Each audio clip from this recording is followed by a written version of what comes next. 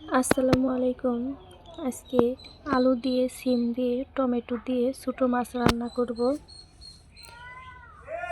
ছোটো মাছ এভাবে রান্না করলে খেতে অনেক ভালো লাগে। দিয়ে দিলাম প্যানে তেল। এখন দিয়ে দেব পেঁয়াজ কুচি, কাঁচামরিচ কুচি। এখন ভালো করে নেড়ে চেড়ে ভেজে নেব।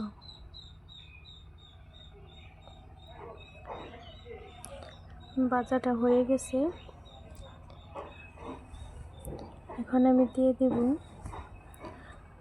মরিচের গুঁড়ো 2 চামচ,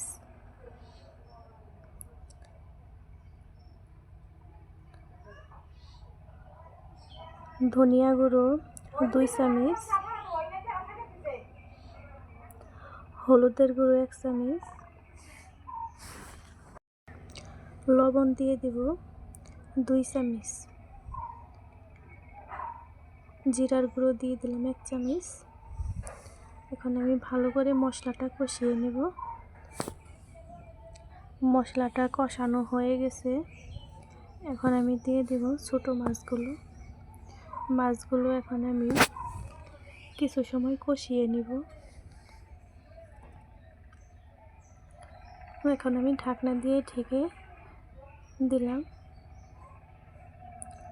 ঢাকনাটা উঠিয়ে নিলাম। মাছটা আমার কষানো হয়ে গেছে। এখন আমি বাটিতে তুলে রেখে দেব।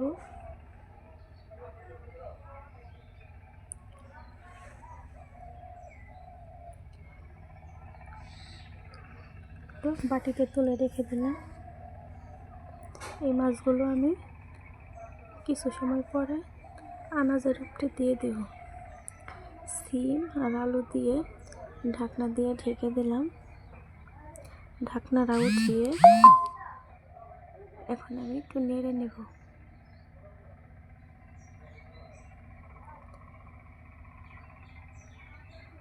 আবার ঢাকনা দিয়ে ঢেকে দিলাম। এখন ঢাকনাটা উঠিয়ে নিলাম। আনাজগুলো কষানো হয়ে গেছে। এখন আমি দিয়ে দেব ঝোলটা দিয়ে দিলাম। তুলে রেখে দিয়েছিলাম মাছগুলো। এখন ওই মাছগুলো উপরে দিয়ে দিব। আর দিয়ে দিচ্ছি টমেটো।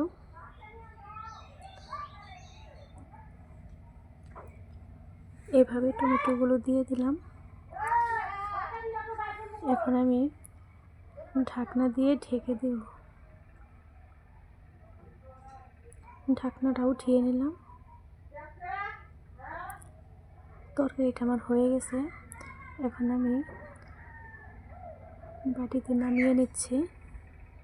দেখতেই পাচ্ছেন তরকারিটা দেখতেও অনেক সুন্দর হয়েছে, খেতেও কিন্তু মজার হয়েছে।